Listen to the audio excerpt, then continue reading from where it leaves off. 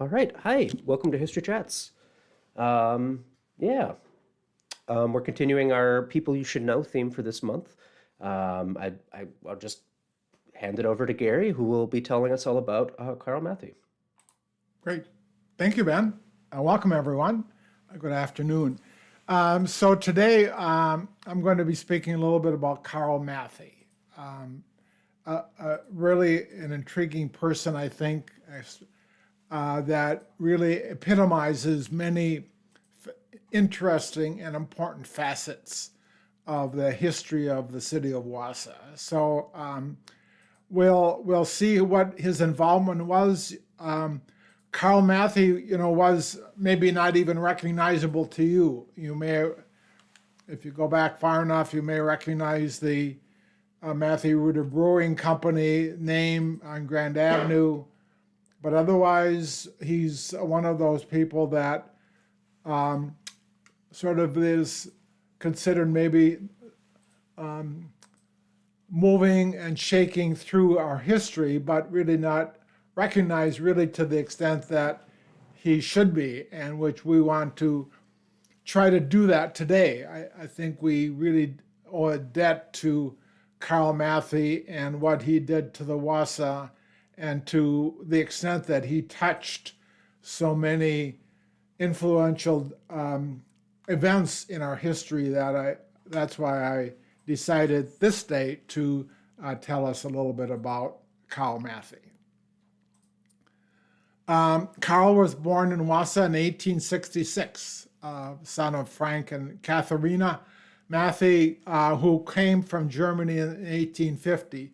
Eventually, they came and settled in Wausau, and in 1869, I'm sorry about the typo, founded the Mathie Brewing Company on Grand Avenue here in Wausau. So a very important heritage also with the Mathie Brewing Company. Of course, the Mathie Brewing Company, like I said, on Grand Avenue, one of two early breweries in the city, with the Reuter Brewery next door. An incredible part of our early history, and Karl's parents and family was instrumental in the development of that through the years. This is Karl's brother, the family, his brothers. Karl did not as much stay with the brewery as such. He we'll talk about his life, but it was up to the rest of the family to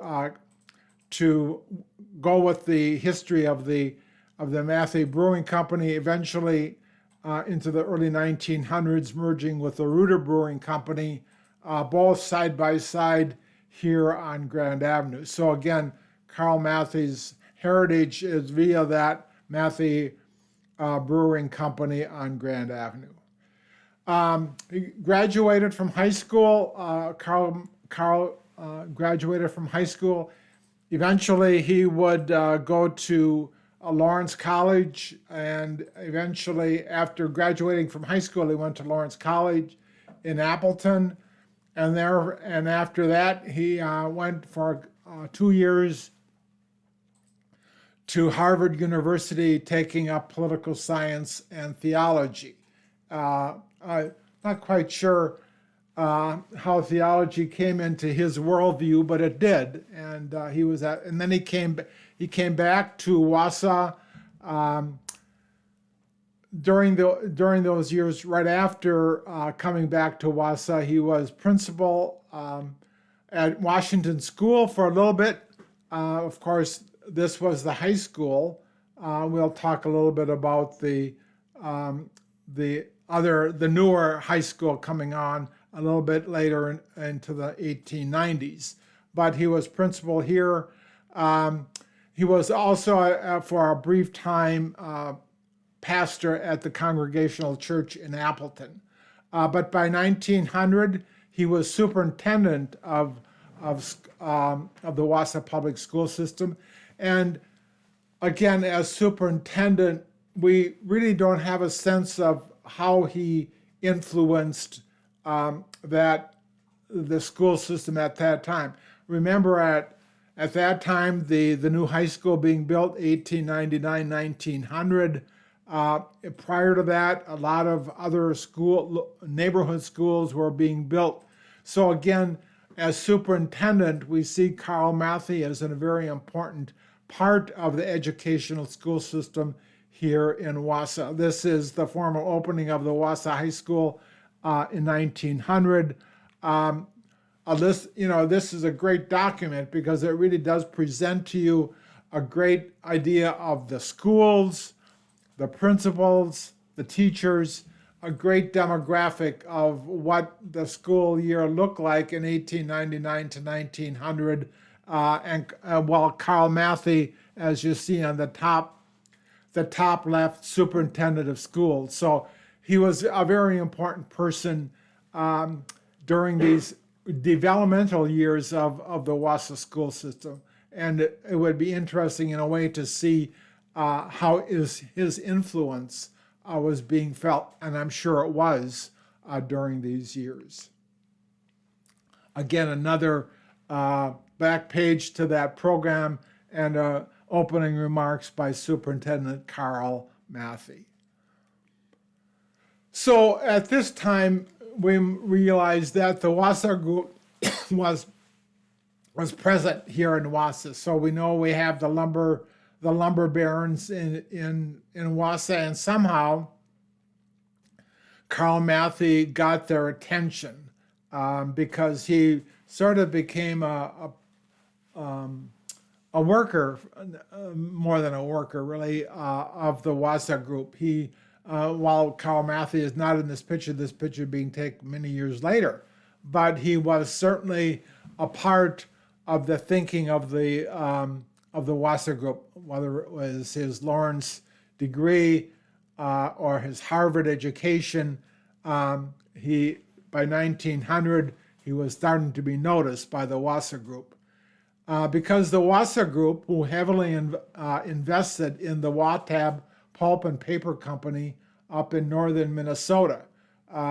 This was an early investment of the Wausau group in Minnesota. We really don't hear too much about this, but this was a paper mill up in northern Minnesota, Sartell, Minnesota, that Karl Mathie was part of. He came up here in 1900, soon after he left the superintendent's position, and they came up to Minnesota to manage this paper mill. How he developed the managerial skills,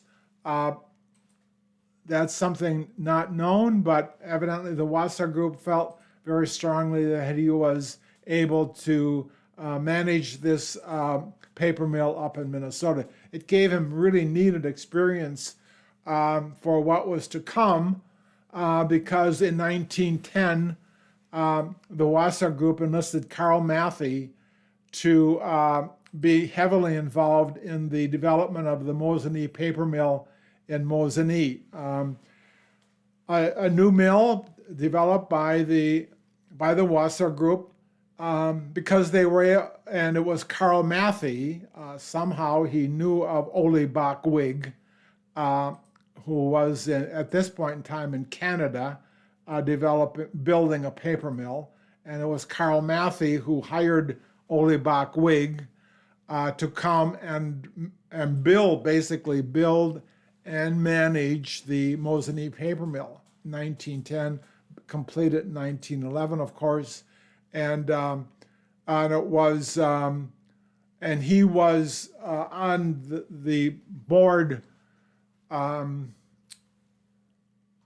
of the paper mill for many years. And as this article stated, in 1915, Karl Mathie left Wausau because he built his new home in Mosinee. And at this time, Karl Mathie moved to Mosinee for his home on the Wisconsin River, a very distinguished home that he had here in Mosinee.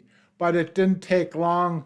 I think he was chairman of the board, president of the paper mill for many years, a key player with Ole Bach-Wig in the development and growth of the Mosinee paper mill.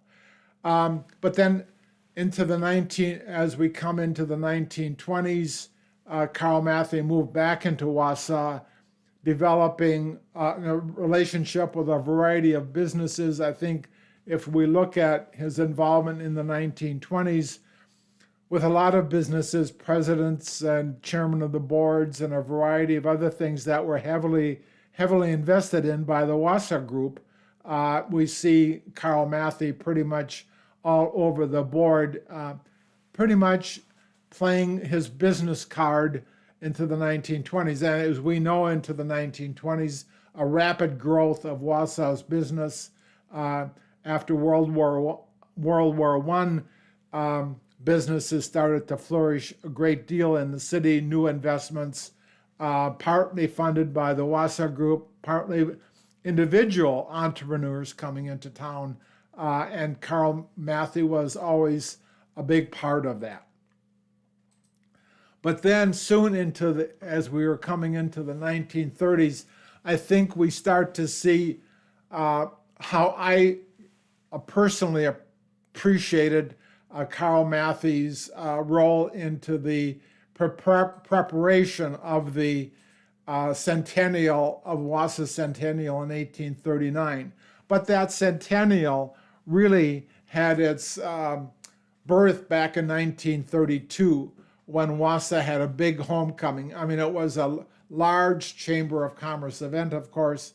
A lot of things were happening at this time in Wausau, a lot of boosterism, but this was more than the boosterism. I think it was just a development in the city of really becoming proud of Wausau.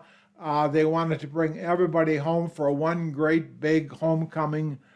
This was supposed to be, it was in fact, part of the Wisconsin Valley Fair. It was a big event. And after that 32 event, it wasn't until 1935 that the city of Wausau passed a resolution acknowledging that in a few years, in 1939, the 100th anniversary of the founding of the city of Wausau will take place. So again, 4 years before the actual event, the city council was starting to get ready and starting to think about how we're going to celebrate our centennial celebration in 1939. And the resolution, in fact, recounts again the Wausau homecoming in 1932, and that is reverberating again in 1935 with his resolution of the Wausau City Council. It was really, they really wanted to make it a big event. They're appointing a committee, 3 councilmen to investigate, start planning, and with that, Karl Mathie here in town starting to become involved. So it really didn't, the preparation for this started in 1936. So what we're going to be seeing is some of the work in 1936, preparing ourselves for the centennial in 1939. And Mr. Mathie got heavily involved. One of his duties in conjunction with the project will be to write a history of Wausau, which will be permanently preserved at the museum. Some of the newspaper articles that we're going to be showing in 1936 are going to be talking about the gathering of information, what Mr. Mathie's doing with regard to preparing for the centennial. So one of the major jobs that Mr. Mathie had was to collect historical articles and data. Splendid start made in securing interesting things for a city museum. 1936, we're starting to think about a city museum. Well, the story on that is that things were starting to gather, and we'll talk about that in a minute or so. But again, we're starting to gather information for a city museum. The history of the city of Wausau, let me rephrase that, acknowledging the history of the city of Wausau was starting to become a big deal, and they really thought the centennial celebration would be a great part of this. So again, thinking about a city museum, and Mr. Mathie, fun little thing, we can look back at this and say, well, sure, we have, here's a listing of some of the things that they wanted to. Whose attic contains a copy of the real estate agent's picture of the mythical steamboat that plied the Big River? Well, we know a steamboat plied the Wisconsin River. I'm not, if there was one up the Big Rib, well, maybe there was. Maybe that's how they got up to Marathon City. I don't know if I know of that history. Maybe somebody else, maybe Ben Clark knows about this, but there is some, where is the first select or private school in Wausau? Well, a lot of history was written since then, so a lot of these questions, a lot of this has, of course, been gathered talking about the Liberty Pole and a variety of things. But this is kind of a fun little thing because it sort of puts together some of the things that they were looking for in 1936. And then an article also in 1936 with regard to work progressing on the history to be published in 1939. And I think this was really Mr. Mathie's thing. I think that he was really going to be charged with that. But as far as we know, we do not know of anything of his that was published. We do not know of a work of his, of any kind of a history published by Karl Mathie.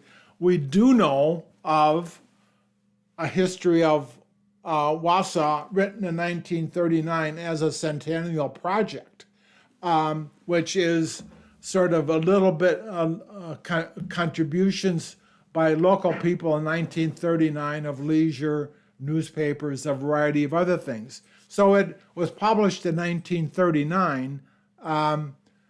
It's digitally available. The public library has a copy. It's starting to fade, but there is that 1939, that centennial project was published. And unfortunately, I don't believe it had Mr. Mathie's name on it, but he was heavily involved with that project. And then this is a 1936 article, and you can maybe pause it at your leisure and read it. It's Mr. Mathie's, what it means, and I think he laments really the history of Wausau, the pioneering aspect of Wausau, and the importance of its history. So in a way, Mr. Mathie was one of the early historians of this city. He deeply appreciated it. It was his task to gather information, artifacts, and all of that with it. And he was also, in 1937, he wrote an article. I back up a little bit. This is an early courthouse. And then he in 1937, it was a history of the county's courthouse, dates back to the early days. And it was an article in the Herald talking about that very early courthouses of Marathon County here in the city of Wausau. So again, to a certain extent, Karl Mathie was a historian of many parts of the city of Wausau. Unfortunately, in 1938, Karl Mathie died in California, so he was not able to see the results of his work with regard to the centennial celebration in 1939.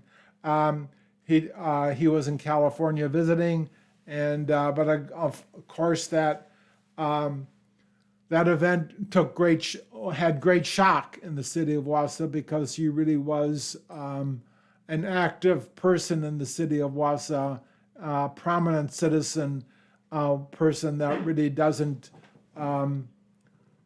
get the notoriety at this point in time that he really deserves. But the centennial celebration did go on. This is an official program. It was a big deal. June of 1939, the official program. Again, like everything else that features Wausau, we have to have Rib Mountain in the background. Of course, that's always been a part of who we are. But this is the program of the events. Went week by week, parade upon parade, pageants. One of those was a pageant written by Karl Mathie, World Open Thy Door. Again, he didn't get to see this, but this was presented during the centennial celebration in 1939. A pageant presented by the Wausau Centennial Association Central School. Again, the influence of Mr. Mathie continuing even until this date, into 1939, when I guess the citizens of the city of Wausau really started to appreciate the work that he has done at this point in time. So with that, so his memory, of course, continues on. His story is continuing on. But again, like I said before, I don't think that Karl Mathie epitomizes a variety of different movements within the city of Wausau. Schools, he was superintendent of schools during a great boom in building of schools in the city. He was a part of the manufacturing. He helped with Mosinee paper mills, the growth of the paper mill industry in the city. He was involved with a variety of businesses. He was an important part of the First Universalist Church and their development during this time. He really did influence a lot of the culture, the economy, the education of the city of Wausau while he was here, basically beginning in the 1890s through his death in 1938. So with that, that's a little bit of the story of Karl Mathie. I think he deserves a little bit more recognition, which I tried to do today in our history. A lot of people, Wausau Group, a lot of other people, but I think Karl Mathie really should be one of those people that has touched a lot of different aspects of our history here in Wausau, and that's why I wanted to tell a little bit of his story this afternoon. So with that, I'll turn it back to Ben. Yeah, awesome. So that's Karl Mathie. Next week, Gary will be back again to talk about another interesting figure from in some different ways. That would be Gerald Boileau, who, as you know, you would probably another figure that you probably don't know off the top of your head. He's not one of those people that leaves a legacy in the same way that some of the other his contemporaries do, but still a very important figure during his time. And we'll tell you all about that next week. If you're watching this live or in the day or two after it comes out, also just if you're not aware, if you're looking for something to do this weekend, we have a Next History Speaks, which is going to be Northern Women and the Civil War, presented by Professor Brett Barker.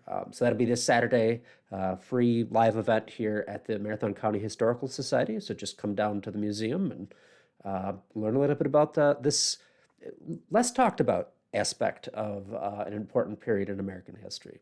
So hope you join us for that if you are able. Yeah, other than that, thanks for watching, and we will see you next time for some more History Chats.